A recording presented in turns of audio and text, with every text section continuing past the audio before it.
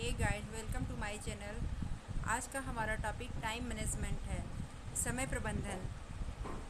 समय प्रबंधन न्यूनतम समय में गुणवत्तापूर्ण किया गया कार्य ही समय प्रबंधन कहलाता है। समय प्रबंधन को 3 पार्ट में डिवाइड किया गया है: biological time, psychological time, clock time. Biological time वह है जो कि हमारे बॉडी में ही फिट रहता है, जिसके अंतर्गत हम अपने कार्य को हमारा जो कार्य है वह निर्धारित रहता है और समय समय पर होता रहता है। फॉर एग्ज़ाम्पल, समय पर हमें भूख लगता है, प्यास लगता है, नींद आती है, यह हमारे बायोलॉजिकल समय फिट रहते हैं। और नेक्स्ट है साइकोलॉजिकल टाइम। साइकोलॉजिकल टाइम वह टाइम है जो एक अनुभव मात्र है, जिसमें समय बीतने का एहसास होता है और यह एहसास कार्य करने की मात्रा पर निर्धारित होता है। फॉर एग्ज़ाम्पल, जब कोई विद्यार्थी परीक्षा हाल में बैठा रहता है तो उसका 3 घंटे का समय बहुत जल्दी बीत जाता है और उसे एहसास भी नहीं होता कि वह 3 घंटा कैसे बीत गया। नेक्स्ट है क्लॉक टाइम। क्लॉक टाइम वह टाइम होता है जिसमें 24 घंटा निर्धारित होता है और इस निर्धारित समय में व्यक्ति अपने कार्य को निपटाता है। जैसे प्रातः जगने का समय, रात्रि में सोने का और समय पे उठने का, कार्यस्थल का समय, यह सब पहले से ही निर्धारित रहता है।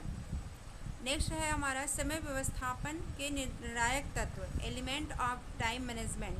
टाइम कास्ट वह है जिसमें कि हमारा समय जो होता है एक सीमित साधन है। टाइम का समय एक सीमित साधन है जिसमें समय के मूल्य को हमें समझना चाहिए और कम समय में ज़्यादा से ज़्यादा कार्य करना चाहिए और इस कार्य को करने के लिए अपने परिवार के लोगों का सहयोग प्राप्त करना चाहिए।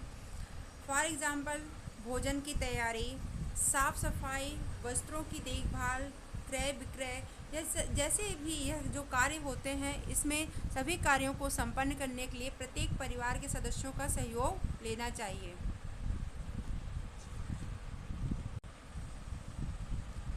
टाइम नॉर्म यानी समय मानक। समय मानक का अर्थ है एक क्रिया को करने में लगने वाला समय। जैसे कि हम जब कोई कार्य करते हैं तो उसमें हमारा कितना समय लगता है यह पहले से निश्चित होता है और वह कार्य हम उतने ही घंटे और उतने ही एनर्जी में करते हैं, उतना ही एनर्जी हमारा खर्च होता है और यह पहले से ही एक मानदंड के निर्धारित रहता है। फॉर एग्ज़ाम्पल, खाना बनाने में हम पहले से ही निर्धारित कर लेते हैं कि हमारा कितना समय लगेगा और वह समय हमारे कार्य को व्यवस्थित करने में लगने वाला समय कहलाता है। Time pattern. टाइम पैटर्न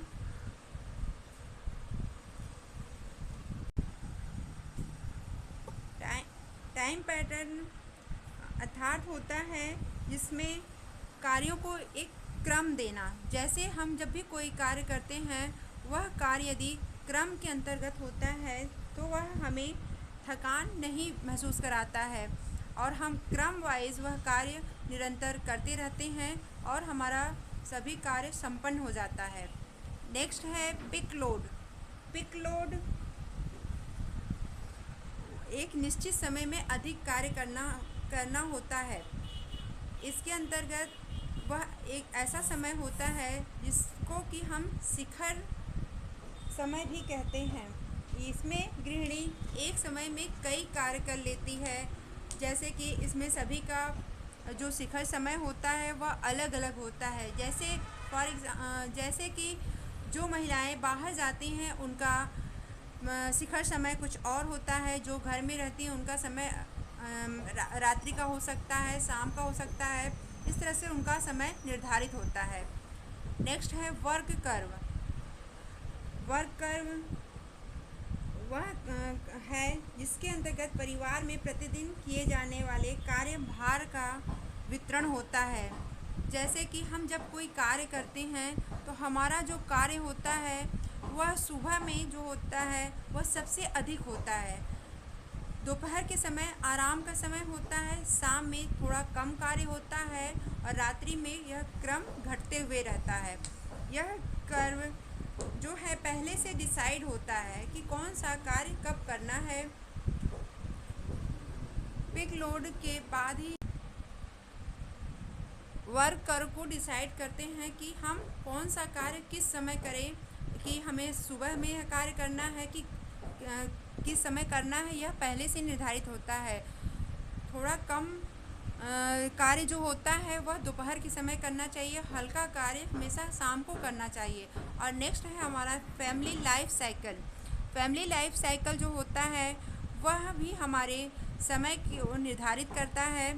इसमें भी हमारे जो परिवार के कार्यभार होते हैं उसमें हमेशा समय बदलता रहता है। इसमें हमारा फैमिली लाइफ साइकिल में प्रारंभिक अवस्था में जो होता है, जो कार्यभार जो होता है वह कम होता है, क्योंकि प्रारंभिक अवस्था में केवल पति पत्नी होते हैं, इसलिए इसमें कार्यभार कम होता है और इसमें समय कम खर्च होता है। विस्तार अवस्था, इसमें बच्चों की शिक्षा व्यवस्था होती है और हमारे इसमें समय और कार्य दोनों ही अधिक से अधिक लगते हैं।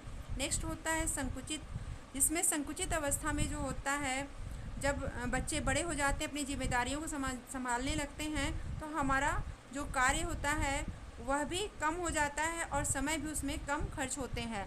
और सेवानिवृत्त अवस्था में व्यक्ति के पास समय ही समय रहता है, वह अपने समय उसके पास अधिक से अधिक मात्रा में बच जाता है।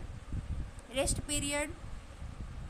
पीरियड वह होता है जिसमें कि हम अपने टाइम शेड्यूल को ऐसे बनाते हैं जिसमें कि हमें कुछ समय आराम का भी प्राप्त हो जाए और इस रेस्ट पीरियड में हम अपने शारीरिक श्रम को, थकान को कम कर सकें।